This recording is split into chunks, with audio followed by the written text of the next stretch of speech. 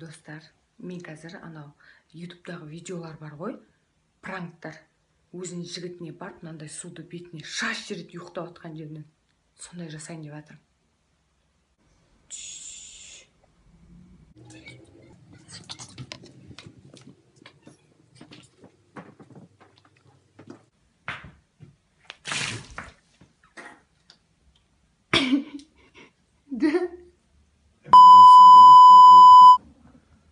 Kimsin bay?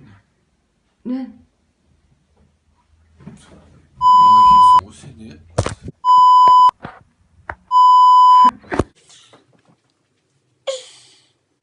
Пранкым шықты ма?